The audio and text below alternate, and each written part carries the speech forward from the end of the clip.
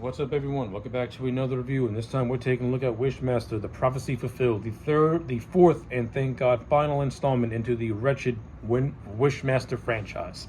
This franchise has had a downward spiral. The first movie, decent. The fourth movie, mid. The third movie, sucked. The fourth movie, sucks. Slightly better than the third, but it still sucks. It's not really saying much. The overall gist of this convoluted plot is that the Wishmaster has to grant this one wish in order for his brethren to wreak havoc on Earth. That's the prophecy. The prophecy is to unleash all the jinns on Earth. And he has to do this through this woman named Lisa, who's going through marital problems with her husband Sam and is on the brink of having an affair with her lawyer. Yeah. The Wishmaster turned from a fantasy horror movie to a fucking domestic drama that pretty much left me without interest. This is the most uninteresting movie I have seen. From the moment it starts, from the moment this movie starts, it's like I'm watching a very bad rom-com, to the point where they actually recreate the drawing scene from Titanic. Yeah. This is one of those movies because they hammer in that drawing scene throughout the course of this movie when it comes to Sam and Lisa's relationship. I mean, Jesus Christ. Jesus Christ, it was making me nuts. Like, how many times can I see this fucking guy drawing this woman? And then you have the Jinn who makes his return the Jinn makes his return when the lawyer gives Lisa this present that actually has the gem inside of it. Lisa accidentally, once again, someone accidentally releases this godforsaken genie from his slumber, and this genie kills the lawyer and takes his disguise. And the whole movie is basically the Jinn trying to get Lisa to love him. This entire movie turned into an awkward love triangle. And I'm like, what am I watching? Like, seriously, what am I watching? Am I watching a horror movie or a rom-com with a demon?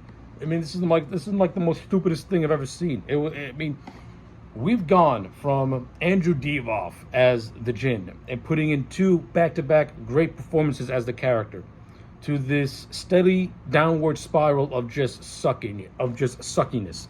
Thank God Andrew Divoff left after the third movie, because I cannot see him playing this version of the Jinn and making it work, even though he is extraordinarily talented.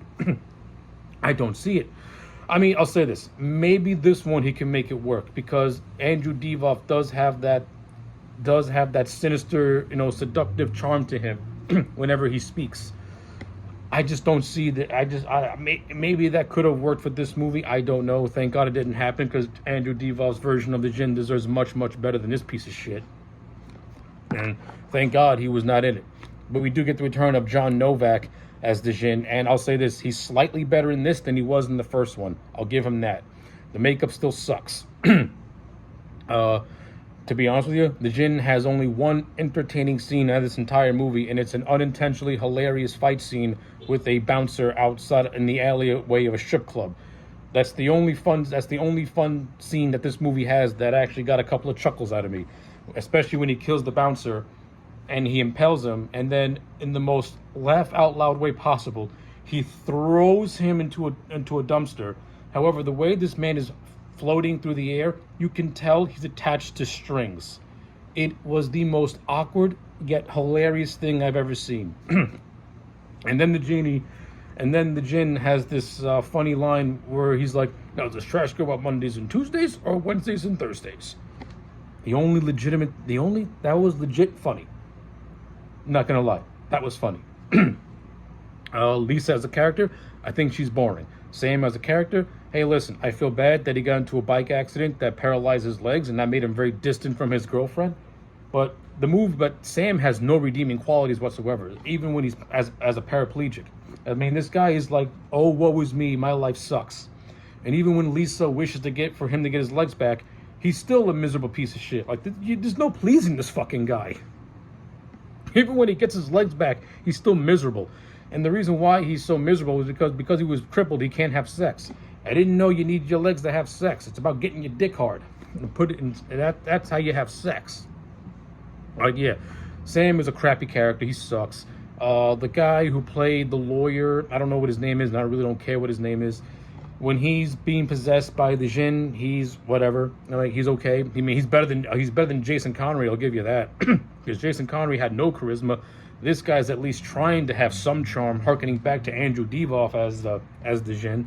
So I'll give you 1 star for trying to have charisma. I mean, it's not enough, because I think the whole awkward love triangle is weird. Then you have this whole subplot of this hunter being sent down from heaven to kill the Jinn, which listen, the idea of the Jinn taking on the hunter in a fight scene, the movie was building up to that. I was expecting something grand and something cool. Instead, it lasts maybe 2 minutes, and the Jinn stabs him, and the guy dies with the sword. And then at the end of the movie, with that same sword, Sam saves the day by stabbing the Jinn and killing him for good, and stopping the invasion of all the other genies from coming to Earth. And then it adds on this somber note with Lisa having memories of her and Sam and their lovey-dovey relationship. Yeah, I don't want to talk about this piece of shit no more. This movie sucked. 2 out of 10. Don't watch it. It ain't worth your fucking time. Like, comment, and subscribe, and I'll check you back next time for more.